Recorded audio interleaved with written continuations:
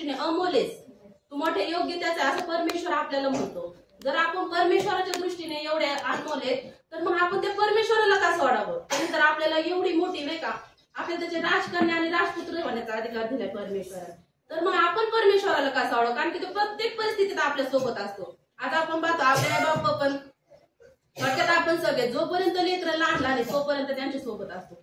ज्यावेळेस ते मोठे होते प्रौढ होते आपण त्यांच्या सोबत नसतो.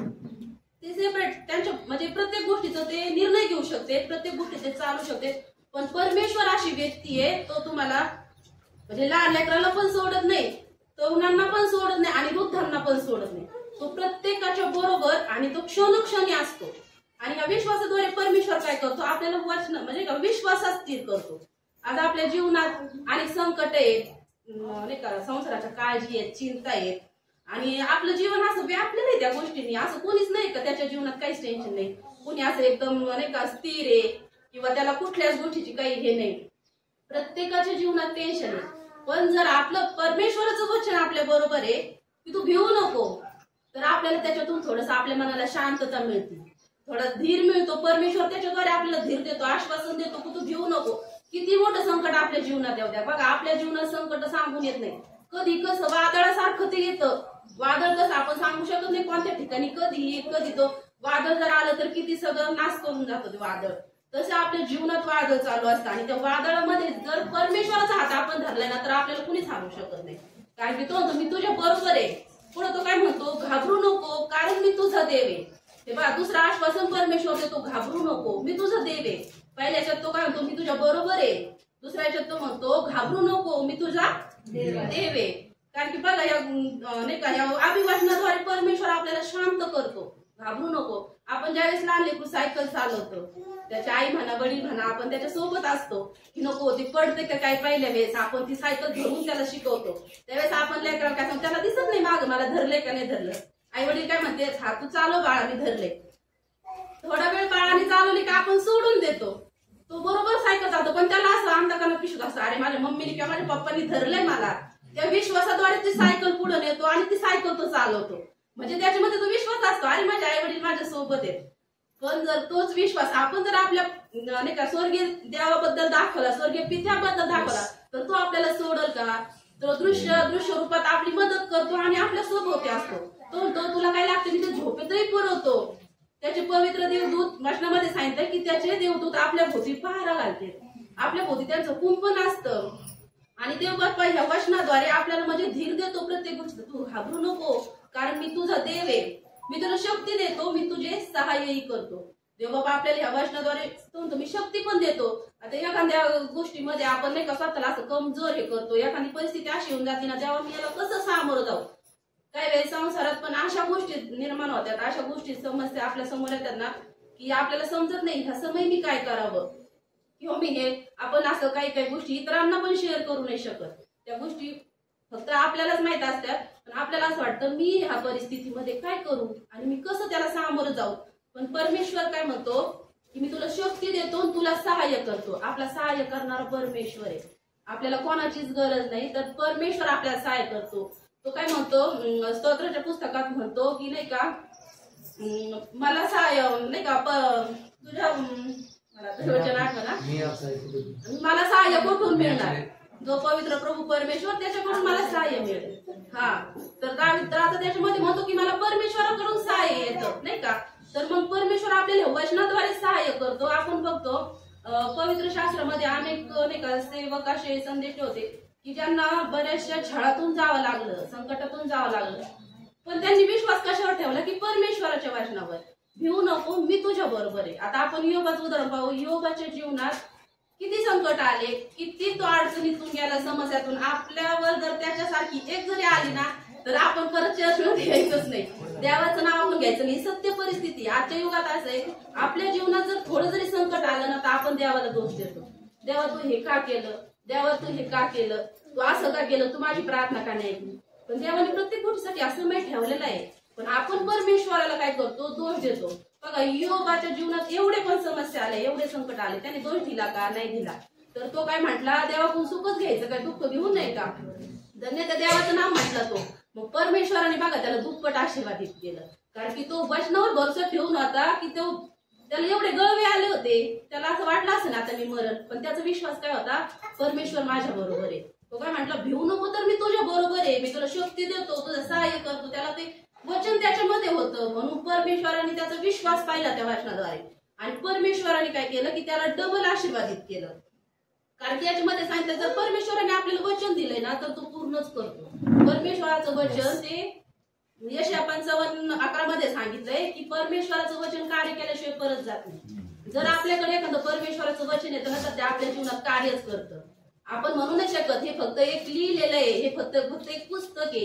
या वचनाद्वारे परमेश्वर आपल्याला आशीर्वादित करतो आणि ते वचन आपल्यामध्ये कार्य करतं. आपण जर एखाद्या संकटात आहे ना, बघा तुम्हाला कुठल्या गोष्टीचं जर नाही का उत्तर नाही भेटलं, आपण जर संकटात आहे किंवा एखाद्या आडी अडचणीत आहे किंवा जीवनात कुठली पण गोष्ट आहे, जर आपण बायबल खोलून ते वाचू ना तर त्या प्रत्येक गोष्टीचं समाधान आपल्याला बायबलमध्ये मिळतं. मी आता ह्या जीवनामध्ये म्हणजे आताच्या एक 2 महिन्यामध्ये ते अनुभवलंय. खरंच परमेश्वर आपल्याला आपल्या जे समस्या आहेत, आपले जे प्रश्न आहेत ना त्याचे उत्तर परमेश्वर आपल्याला वचनाद्वारे देतो. आपल्याला कोणाला सांगायची गरज पडत नाही किंवा कोणाला विचारायची गरज पडत नाही, कोणाचे सल्ले पण घेण्याची गरज पडत नाही. ज्यावेळेस आपण बायबल वाचतो, परमेश्वराला आपण शरण जातो.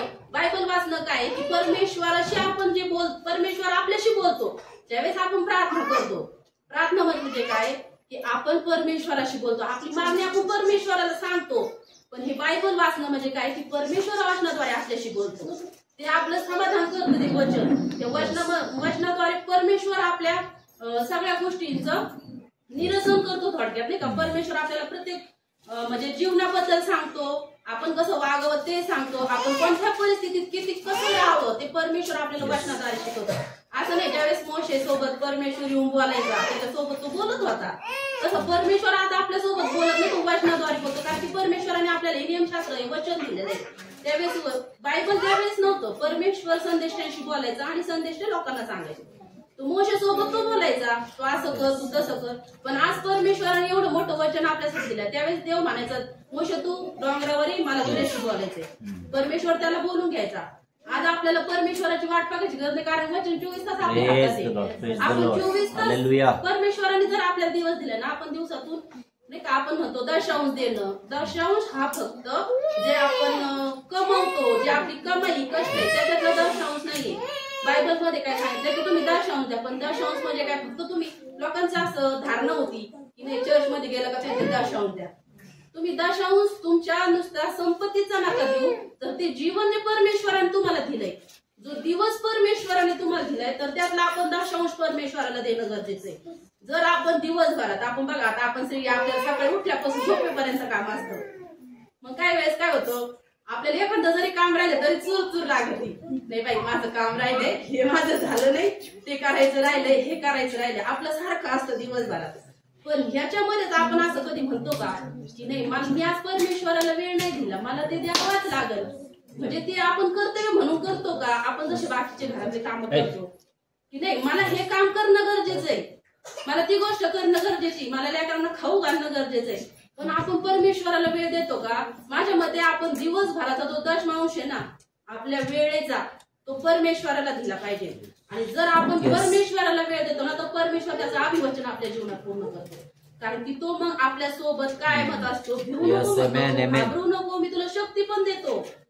पण कधी जर आपण आपला दशमांश परमेश्वराला दिला, आता आपण म्हणतो आपले नवरे काम म्हणतात आपण त्यांचे पैसे घ्यायचे दशमांश टाकायचे का, त्याच्यातून आपण आपलं नाही का हे द्यायचं का, तसं नाही. आपल्याला जे परमेश्वराने जीवन दिलंय, जो आपल्याला परमेश्वराने वेळ दिलाय, कित्येक लोक दिवसाची वाट पाहते, आम्ही उद्याच्या दिवशी हे करू, उद्याच्या दिवशी ते करू, पण तो दिवस प्रत्येकाच्या जीवनात नाहीये. पण परमेश्वराने जर तो दिवस आपल्या जीवनाला जोडलाय ना तर त्या दिवसातला दशमांश आपण परमेश्वराला देणं गरजेचं आहे. त्या दिवसातला आपण वेळ परमेश्वराला देणं गरजेचं आहे. ठीक आहे आपल्याला जास्त वेळ बसणं होत नाही, आपण काम करता करता पण परमेश्वराची स्तुती आराधना करू शकतो. आणि एकदा ती चटक लागली ना ते तोंडात झोपलं तरी नावच येतं. मी माझे सांगते मला तिथं म्हणायचं एवढी आवड आहे ना, एवढी आवड आहे. मी सकाळी जर असं लावलं नाही ना मोबाईलवर गाणे बिणे कामाच्या याच्यात, मला काहीतरी हरवल्यासारखं वाटत. पोराला म्हणत असते पहिला मोबाईल आणा मला गाणे लावू द्या, म्हणजे त्याच्यासोबत आपण पण नवीन नवीन गीतं म्हणतो. आणि जरी नसले ना तरी माझे गीतं चालू असतात. आणि एखाद्या वेळेस मग ते असं काहीतरी आज काहीतरी विसरले, आज काहीतरी राहिले, म्हणजे नाही का असं झोपलं तरी मग लक्षात गाणेच येते. रात्रीचं जरी उठले ना तरी ते तोंडात गाणंच असतं. म्हणजे परमेश्वर एवढी आपली म्हणजे घेतो परमेश्वर आणि हा आपला देव परमेश्वर हा स्तुती स्तवनात असतात परमेश्वर आहे. आपण ज्यावेळेस स्तुती स्तवन करतो ते आपल्यामध्ये हजर होतो. आणि परमेश्वराने तर आपल्याला काय सांगितलं, मी तुम्हाला अनाथाचं सोडणार नाही, तर मी तुम्हाला काही वारी पाठवतो, पवित्र आत्मा पाठवतो. पवित्र आत्मा आहे आपल्यामध्ये, तर आपण त्याला स्तुती स्तवन देणं गरजेचं आहे. आणि जर आपण परमेश्वरावर विश्वास ठेवतो तर तो काय म्हणतो, तू घाबरू नको कारण मी तुझा देव आहे आणि मी तुला शक्ती देतो आणि तुला सहाय्य करतो. मग आपल्याला ह्या जीवनामध्ये कठीण काळ चालू आहे, या कठीण काळामध्ये आपल्याला मग घाबरायची गरजच नाही ना. आपण प्रत्येक गोष्टीचा सामना या विश्वासाच्या आधारे करू शकतो, या वचनाद्वारे आपण करू शकतो. पुढे तो काय म्हणतो की मी आपल्या धार्मिकतेच्या उजव्या हाताने तुला सावरून धरतो. बघा परमेश्वर आपल्याला सावरतो प्रत्येक गोष्टी. काही ठिकाणी बघा आपल्याकडून काही चुका होतात, पण त्यावेळेस जर म्हणजे नाही का चुका ज्यावेळेस घडतात ना, आपण एखाद्या वेळेस आता सिंपल उदाहरण, आपण जर एखादी गोष्ट आपल्याला खोटं बोलायची तर काहीच कसं असतं, हा थोडं बोललं तर त्याला काय होतंय, पण ते खोटंच आहे. पण आपण आपलं जर वचन माहितीये ना, जर आपण एखादी गोष्ट जर खोटं बोलायची म्हटलं ना, तर समोरच्या अगोदर आपल्या अंतःकरणात असा प्रश्न निर्माण, अरे ही गोष्ट चुकीची आहे, आपण खोटं बोलतो, मी एकच काय बोलू. म्हणजे ते वचन आपल्याला आठवतं आणि ते आपल्याला ते जाणीव करून देतं की तू खोटं बोलतोय म्हणून. या वचनाद्वारे ह्या गोष्टी होतात. तू काय परमेश्वर का तुम्ही धार्मिकतेच्या उजव्या हातात तुला सावरून देतो. जर परमेश्वर आपल्या सोबत आहे तर त्याची धार्मिकता पण आपल्या सोबत आहे. मग तो आपल्याला चुकीच्या गोष्टीपासून सावरून धरतो. आपण जर चुकीच्या गोष्टी करतोय तर परमेश्वर आपल्याला त्या गोष्टीतून सावरतो. तो आपल्याला दाखवून देतो, नाही हे तू करू नको, ती गोष्ट चुकीची आहे. पवित्र आत्मा म्हणजे नाही का जो सदोदित आपल्या सोबत असतो, तो आपल्याला आपल्या पापाची जाणीव करून देतो या गोष्टीद्वारे. तो तुम्ही धार्मिकतेच्या उजव्या हाताने तुला सावरून धरेल. आता बघा या वचनामध्ये परमेश्वराने काय सांगितलं की आपल्याला आश्वासन दिले, भिवू नको, घाबरू नको आणि तुला मी शक्ती देतो, तुला सहाय्य पण करतो. बघा या वचनावर जर आपण विश्वास ठेवला तर आपल्या जीवनात किती मोठं संकट येऊ द्या, मग किती मोठी काळजी चिंता, संसाराच्या चिंता तर प्रत्येकाकडेच असतात. बघा संसारामध्ये आपल्याला कधी कोणत्या गोष्टीला सामोरं जावं लागतं ते सांगता येत नाही. पण जर आपण आपली भिस्त परमेश्वरावर ठेवली ना तर परमेश्वर त्याही परिस्थितीतून आपल्याला सावरतो. कारण की दावीद राजा म्हणतो, माझा जीव केवळ देवावर भिस्त टाकून स्वस्थ राहिलाय.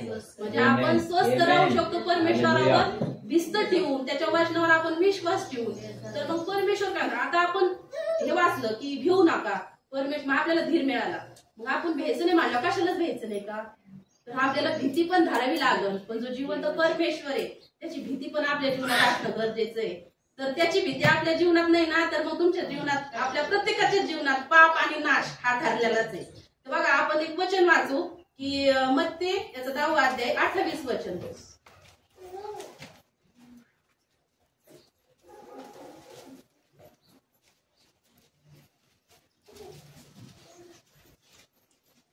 जे शरीराचा घात करतात पण आत्म्याचा घात करण्यास समर्थ नाही त्यांना भिवू नका. तर आत्मा व शरीर या दोघांचा नाश, नरकात नाश करण्यास जो समर्थ आहे त्याला भ्या. वचन इतकं सुंदर आहे ना, मी ते एक दिवस वाचत होते अध्याय आणि ते वचन मला एवढं आवडलं ना, मी म्हटलं बघा परमेश्वराने किती अद्भुतरीत्या आपल्याला सांगितलंय. येत होते बसलेली त्यांना मी म्हटलं बघा ना हे वचन किती छान आहे. ते वाचत होते तरी मी त्यांना हे वचन वाचून दाखवलं. हे वचन पहा, परमेश्वराने किती अद्भुतरीत्या हे वचन सांगितलंय की तुम्ही कोणाला भ्या पण कोणाला भिवू नका. जर आपल्या जीवनात आपण नको त्या गोष्टीला भीतो, पण ज्याची आपल्याला भीती बाळगायची ना त्या परमेश्वराची आपण भीती बाळगत नाही, म्हणून आपल्या जीवनात पाप येतं, म्हणून आपल्या जीवनात काळजी चिंता प्रत्येक गोष्ट ही त्याच्यामुळे येते. तर तो काय म्हणतो, जे शरीराचा घात करतात पण आत्म्याचा घात करायला समर्थ नाही त्यांना भिवू नका. सगळ्या वचनामध्ये आपण जे शरीराचा नाश करणाऱ्या गोष्टीत ना त्याची जास्त भीती बाळगतो. नको असं केल्याने असं होईल, तसं केल्याने तसं होईल, पण ते फक्त शरीराचा नाश करतात. पण जो आत्मा आहे तो परमेश्वराकडे जाणार आहे आणि त्यावेळेस आपल्याला तिथं परमेश्वराला उत्तर द्यायचंय. ज्यावेळेस तो परमेश्वर नाही करीन त्यावेळेस आपलं शरीर नसणार आहे, तर आपला आत्मा त्या ठिकाणी असणार आहे. आणि त्या आत्म्याला परमेश्वराला ज्यावेळेस परमेश्वर आपल्याला त्या न्यायाच्या दिवशी समोर उभं करण ना, त्या आत्म्याला प्रत्येक गोष्टीचा हिशोब परमेश्वराला द्यायचा आहे. मग आपण शरीराविषयी घाबरलं पाहिजे का आत्म्याविषयी घाबरलं पाहिजे. त्या वचनाद्वारे किती सुंदर सांगितलं की तुम्ही जर शरीराचा नाश करता त्यांना घेऊ नका, ते फक्त तुमच्या शरीराचा नाश करतात, तुमच्या आत्म्याला कोणीच धक्का देऊ शकत नाही. असा एक जरी म्हणतो आपल्या जीवनात आहे तर त्याला परमेश्वराने तितका अधिकार नाही दिलेला का तो आपल्या आत्म्याचा नाश करत. तो सगळं काही करू शकतो पण आपल्या आत्म्याला तो कधीच हात घालू शकत नाही, कारण परमेश्वराने त्याला तो अधिकारच दिला नाही. पण तरी आपण त्याला घाबरतो, नको असं केलं ना. आपण आजार पण जरी आलं तरी म्हणतो नाही आता हा आजार आलाय ना अशाने असं होईल, किंवा काही काही मोठे आजार आहेत त्या गोष्टीद्वारे लोकांचं म्हणजे नाही का मरण हा शेवट होतो. पण तो फक्त शेवट कसा आहे की तो त्यांच्या शरीरात शेवट होतो, आत्म्यात त्यांचा शेवट होत नाही. जर तो आत्मा आहे ना, तर जो आत्मा तो परमेश्वराकडे जातो आणि परमेश्वरा समोर ज्यावेळेस आपण जातो ना, तर परमेश्वर त्याच्याकडून सगळ्या झाडाझडती घेतो. तुम्ही जीवनात काय केलं त्याचं शरीर हे काहीच नाही. तू मातीला जाऊन मिळशील. आपल्या शरीराचं काहीच मोल नाहीये, पण जो आत्मा परमेश्वराने आपल्याला दिलेला आहे त्या आत्म्याचं मोल परमेश्वराच्या दृष्टीने. आणि तो काय म्हणतो, आत्मा व शरीर या दोघांचा नरकात नाश करावा जो समर्थ आहे त्याला भ्या. बघा मग आपण भीती बाळगत ना कोणाची. परमेश्वराच्या आधी काय म्हणला, भिवू नको, घाबरू नको, मी तुला सहाय्य करतो, मी तुला शक्ती देतो. पण कधी जे शरीराचा नाश करतेत ना त्या गोष्टीपासून परमेश्वर म्हणतो तुम्ही याला घाबरू नका, तुम्हाला घाबरायची गरज नाही, कारण की मी तुमच्या सोबत आहे, मी तुमच्या बरोबर आहे, मी तुम्हाला शक्ती देतो, तुम्हाला सहाय्य करतो. पण ह्या वचनामध्ये परमेश्वर काय म्हणतो, जो आत्मा आणि शरीराचा नाश करायचा समर्थ आहे त्याला तुम्ही द्या. बघा मग आपण जर जीवन जगत असता फक्त शारीरिक गोष्टीविषयी चिंता केल्या किंवा नाही माझ्या जीवनात हे असं झालं पाहिजे, ते तसं झालं पाहिजे, नाही तर ह्या गोष्टीने असं होईल, बऱ्याचशा गोष्टी आहेत. पण त्या गोष्टीद्वारे आपण नाही का परमेश्वराला ज्यावेळेस सामोरं जाऊ त्यावेळेस त्या गोष्टी उपयोगाच्या नाहीत ना.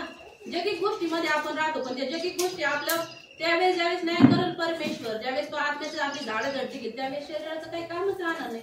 तो म्हणतो मग जरी या ठिकाणी आपण आज बघतो नाही का बऱ्याचशा अशा गोष्टी की त्याच्यामध्ये आता हे नाही का छळ चालू आहे संदेशांचा, सेवकांचा. पण जे लोक छळ करते ते त्यांच्या आत्म्याचा छळ करू शकत आहे का?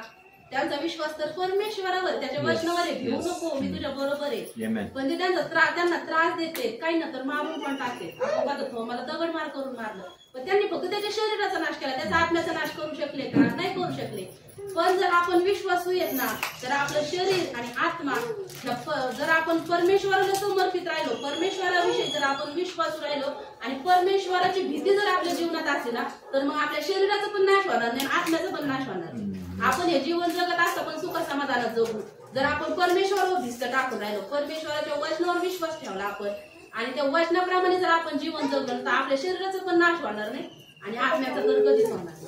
कारण परमेश्वराने आपल्याला विकत घेतलेलं आहे, त्याच्या दृष्टीने आपण अमोल आहेत, आपण नाही का अनमोल आहेत, आपण आपलं मोलच होऊ शकत नाही असं परमेश्वर म्हणतो. पण मग परमेश्वराची भीती आपल्यामध्ये पाहिजे. सगळ्या वचनामध्ये परमेश्वर काय म्हणतो, मी तुमच्या बरोबर आहे, आम्ही वचन देतोय परमेश्वर आपल्याला. आणि जो परमेश्वर जे वचन देतो तो कधीच तो बदलत नाही.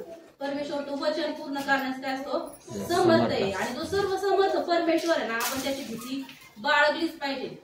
आणि जर परमेश्वराची भीती आपल्यामध्ये नाही ना तर मग आपला नाश ठरलेलाच आहे. शरीराचा तर नाश होतो, शरीर तर मातीलाच मिळतं, पण आत्म्याचा पण आपण नाश करून घेतो. कारण की मग परमेश्वर आपण पाहतो लाजाला परमेश्वराने सुखलोकात नेऊन ठेवलं आणि जो श्रीमंत मनुष्य होता तो कुठे गेला, नरकात गेला. तर त्याने त्याच्या शरीराला मत जपलं पण त्याने आत्म्याचा नाश केला. पण लाजराचं तसं नव्हतं, त्याचा आत्मा विजयी झाला आणि तो सुखलोकात गेला. तसं जर आपल्यामध्ये परमेश्वराचं जर भय आहे ना तर परमेश्वराचं भय जर आपण ठेवलं ना तर आपल्या जीवनात नाश नाही तर आपल्या जीवनात फक्त आशीर्वाद राहते आणि तो आशीर्वादाने भरणार परमेश्वर आहे तो. आणि जर आपण परमेश्वराचं भय धरलं ना त्याने इतके आशीर्वाद स्तोत्र सहित नीतिसूत्रात लिहून ठेवले. परमेश्वराचा भय ज्ञानाचा आरंभ आहे. जर आपण परमेश्वराचं भय आपल्या जीवनात आहे ना तर आपल्यामध्ये ज्ञान कमी नाही पडणार. आपल्या लेकरांना जर आपण परमेश्वराचं भय शिकवलं, तू असं नको करू, तू तसं नको करू, तर परमेश्वराने अजून आशीर्वादाने भरतो ना. परमेश्वर काय म्हणतो, दावीद राजा म्हणतो परमेश्वराचं भय म्हणजे ज्ञानाचा आरंभ होय. ज्यावेळेस आपण परमेश्वराच्या भयात राहायला लागतो ना त्यावेळेस परमेश्वर आपल्याला त्याच्या ज्ञानाने भरतो. त्याच्यानंतर काय म्हणतो, परमेश्वराचे भय धरणाऱ्यांना स्तोत्र 34:9 मध्ये म्हणतो की परमेश्वराचं भय धरणाऱ्यांना काहीच उणं पडत नाही. ज्यावेळेस आपल्या जीवनात परमेश्वराचं भय येताना आपल्याला कोणत्याच गोष्टीची कमतरता राहणार नाही, उणं पडणार नाही. प्रत्येक गोष्टीची भरपुरी परमेश्वर देतो.